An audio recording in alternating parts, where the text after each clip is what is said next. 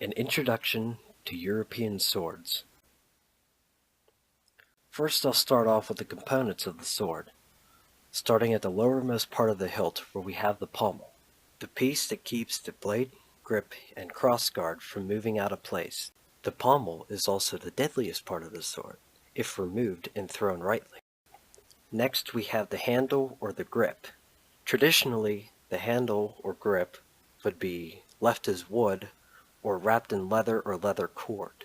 The handle is also hollow to allow the tang of the blade to reach the pommel. In addition, the sword handle is usually, but not always, oblong or ovular shaped to assist the swordsman in having a proper edge alignment.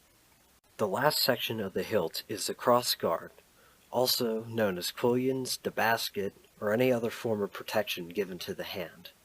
They come in a seemingly endless array of styles. This section of the sword is usually a key component to identifying and classifying various types of swords. Now we are on to the blade of the sword. First off, we have the ricasso, which is the unsharpened portion of the blade, usually anywhere from 1 inch to 3 inches from the crossguard of the sword. Next we have a subsection of the blade, known as the strong. It spans about 2/3 to 3/4 of the blade. The strong is the thicker portion of the blade, as opposed to the weak, which is the other end of the blade. But running along the strong, we have the fuller, or as some of the normies will say, the blood groove. It has nothing to do with blood. The fuller is meant to take weight off of the blade, thus making the weight distribution along the sword much more easier to handle and swing for the swordsman. The fuller also gives structural integrity to the blade. Lastly, we're going to cover the two types of blade protection, the scabbard and the sheath. The scabbard is traditionally made out of 2 planks of wood that is wrapped in leather with a metal locket on the top and a metal chape at the bottom.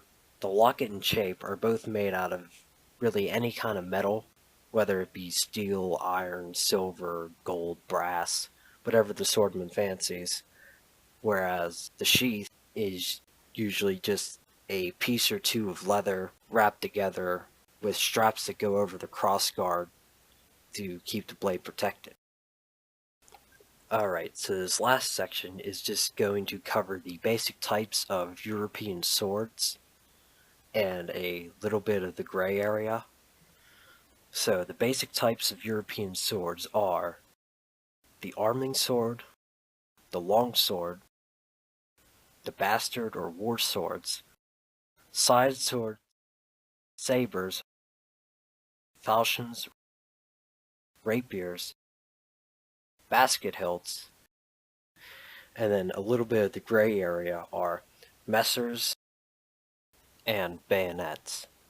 Each type of these swords have their own specialities and functions within a combat scenario.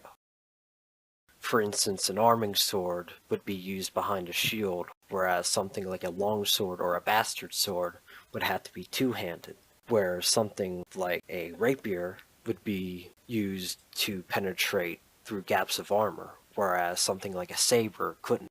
But swords like sabers, falchions, and messers all have slightly curved blades, so they're meant to cut instead of thrusting through gaps of armor. So yeah, that just about does it. So praise Kek, and I'll see you guys later.